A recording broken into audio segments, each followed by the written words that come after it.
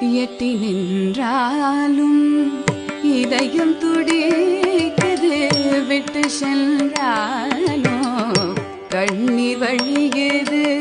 எட்டி நின்றாலோ இதயம் துடிக்குது, விட்டு சென்றாலோ கண்ணீர் வழியுது. எட்டி ரெண்டறியா ஏழையில் செய்வேன் என் செவி குளிர இன்னிசை ஊதினார்.